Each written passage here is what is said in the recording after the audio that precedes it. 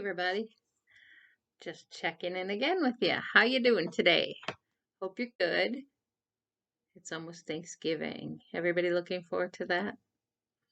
I talked about my Thanksgiving in the city last time and when I was really young and about losing my brother right after Thanksgiving.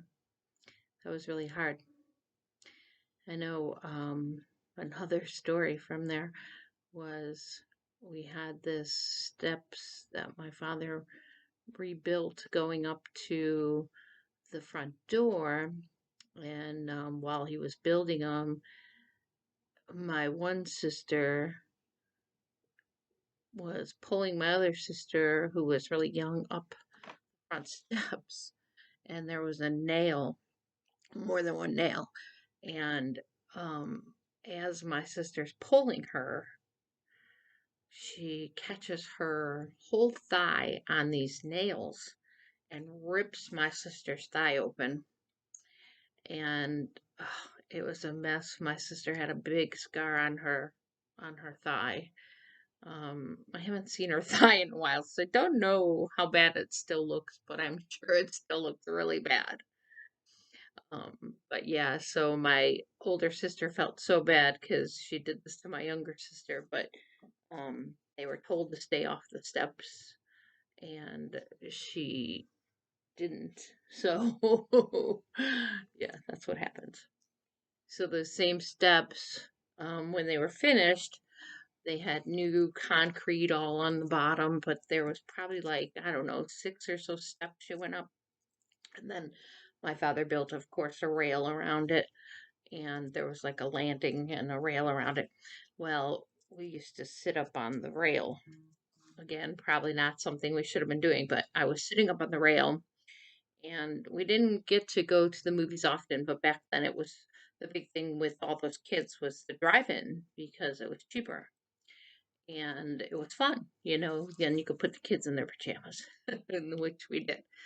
So I'm sitting up on the top of the rail with my nightgown on, and um my older brother comes out and he's like, grabs hold of me by the arms, and he's like, are you ready to go to the drive-in? Are you ready to go to the drive-in? And I'm like, yeah, and then he lets go of me, and I thought he was holding on to me, and I went whoop and flipped over the railing and onto the cement and whacked my head, of course. And luckily, I was okay. Just I hit my ribs too, and that one rib always stuck out for the rest of my life. It still sticks out, but when I was really skinny, it stuck out really bad. It was really high. So, kind of crazy. But yeah, he felt so bad for that. And of course, go to the drive-in, I had my pajamas on, and my favorite pajamas was a nightgown with a big frog on it, and it said like "kiss me" or something. It was really cute. And that nightgown I had from the time I was probably 4 until I was in my late teens. And it was long all the way to my ankles when I was a kid. And as I grew up, it got shorter, but it still fit me because I was thinner.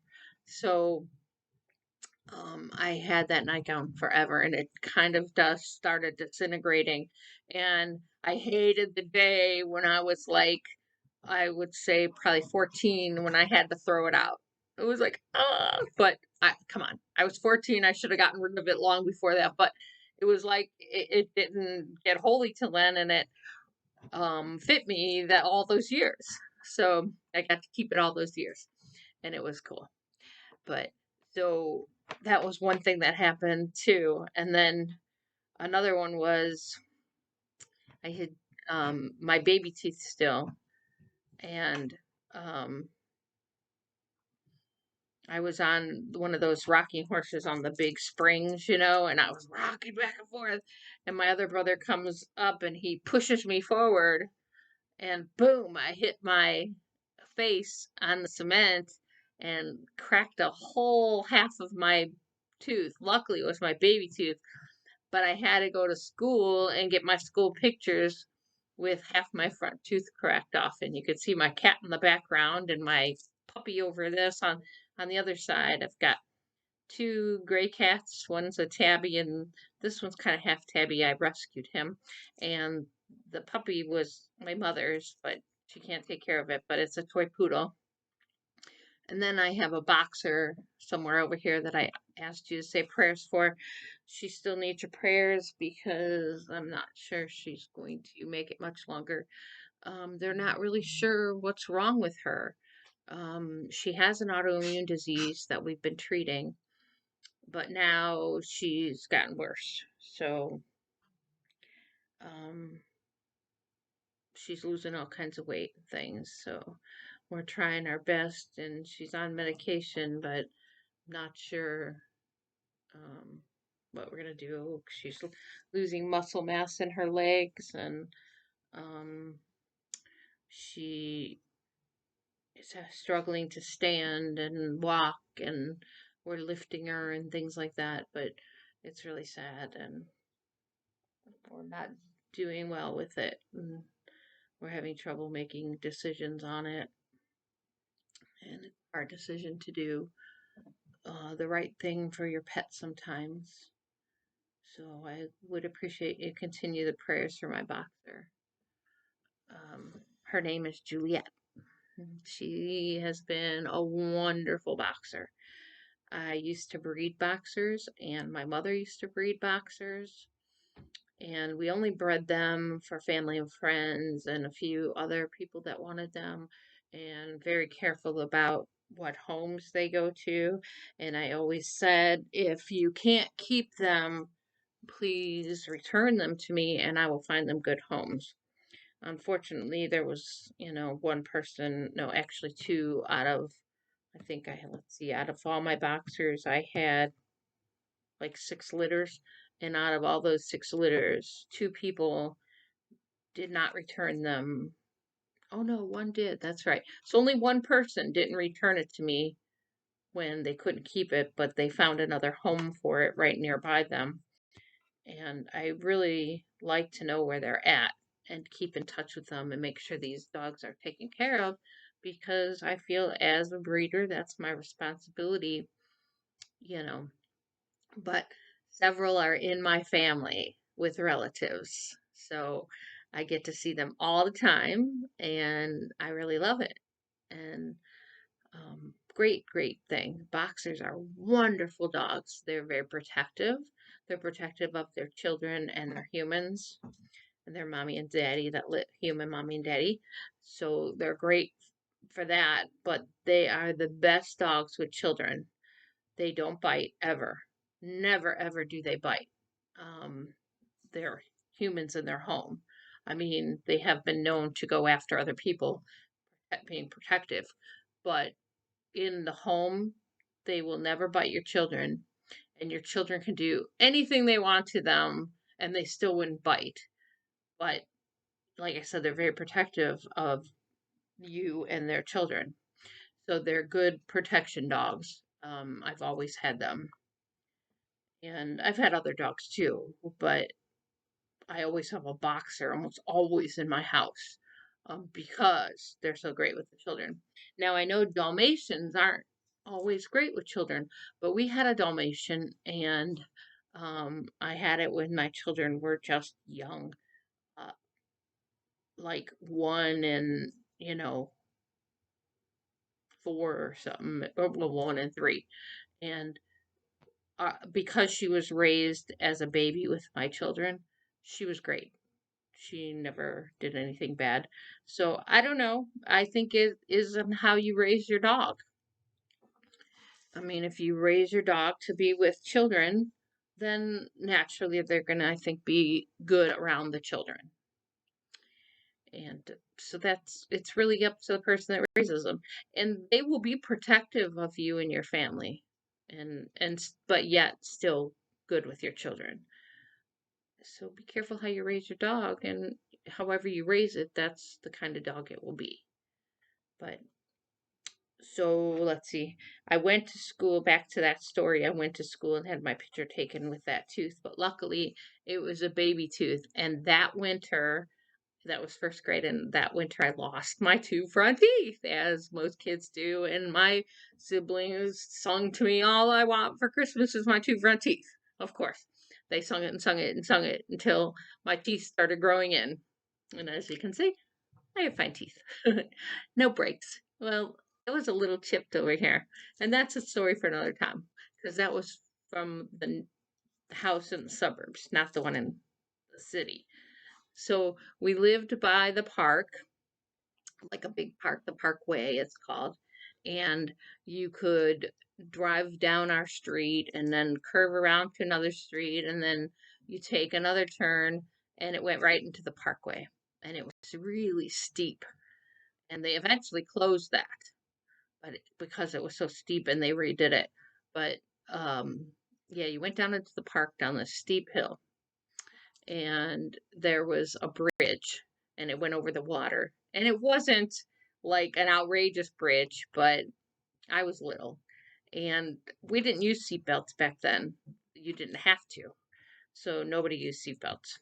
And I would be in the big van, and my brother, older brother, would be driving over the bridge, and they would tease me, "Oh, we're driving over the bridge," because they knew I didn't like bridges. So I would hide on the floor under the seat in the van because I hated bridges. And I would say, "Are we over the bridge yet?" But like I was little, like from the time I was like 3 until the time I was 6. And then, at 7, we moved. But yeah, I hated this bridge. And I never have liked bridges. I still don't like bridges. Um, so kind of, brace myself when we go over a bridge because I don't like them. But every city has them. Every big city has bridges. So if you go into the city, you're going on bridges, and you drive on the highway, you're going on bridges. And some of the bridges on the highway are questionable, and I don't like them. Um, but I've driven them, and I don't like to drive them, so I try not to drive them. Luckily, there's ways to get around without going on them, because I don't want to. And we'll talk about that later too. So, and then, when we lived in that house, we had a little toy poodle like that, but it was black. And we had it in the front yard, and my sister and I were out there, and we were just little, and it ran into the street, and a car came. And yeah, so we lost that little poodle. But luckily, that was the only one that, went that way, and it wasn't our fault. It just happens. Or some of you can relate to that, you know.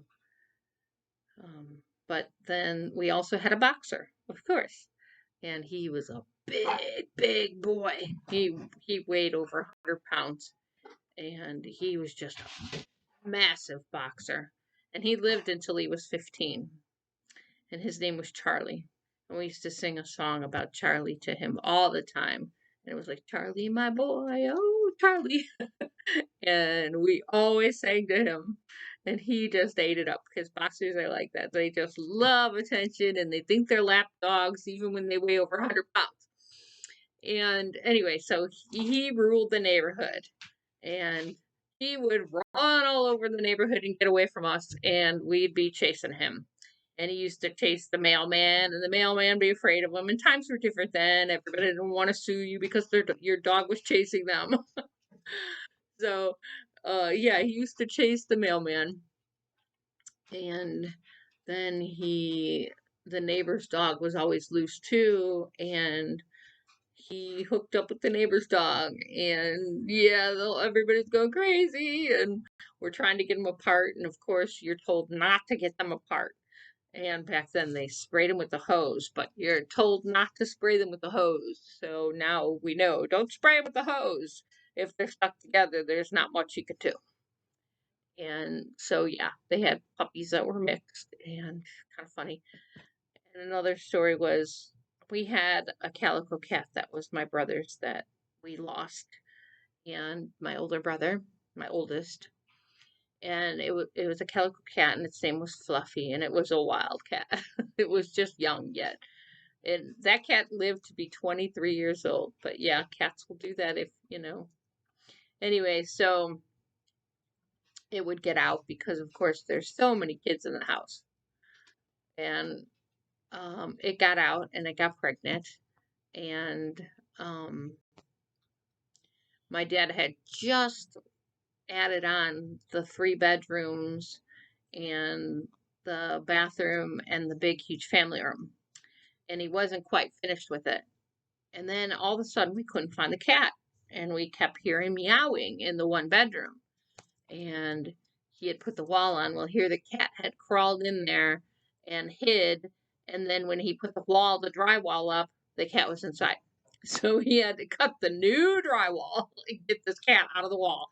And that was a feat trying to get the cat out of the wall because she had her kittens in there. Yep, the cat had her kittens behind the wall. And that'll happen when there's a lot of noise in the house. And obviously, all those people and kids in the house, the cat felt safer in the wall with the kittens. So we got them out and made a quiet bed for them in that particular room because she felt good in there. And she had kittens, and they were the most adorable kittens. And yeah, so everything went well with it. He got her out of the wall. But yeah, that was another story. So, unless I remember some more stories, we'll move on from that house and in the next episode talk about moving into the new one. And then I'm going to invite some of my friends to talk about the new house with us and tell their stories of coming there because life changed drastically when we moved there. Sure did. And some of my siblings moved out, rather quickly because they were growing up. They were all becoming adults. And they stayed there. The 2 brothers lived there for a little while, but they were becoming adults, so they were moving out. And so us girls, we pretty much had the house. But when we moved there, there were us 3 girls, younger girls, in 1 bedroom. Boy, was that crazy. I'll have to tell you about that. But yeah, so for today, I think we'll finish our episode with the old house in the city and moving to the new house. And it was, it is a big house. And so things, like I said, really changed because when we were in the city, we went from this small little average house um, that my father added on to, and to all these people living there and being crowded, to moving into a big house where we could finally spread out and in the suburbs where we were like, whoa, because at that time there was nothing. It was really a small city and it wasn't built up and it felt like we were in the middle of nowhere. And we had to get used to that because we were so used to having just everything around us to nothing around us. So we'll talk about that next time. So everybody take care and have a great day. I'll talk to you soon. Thanks for joining. Take care.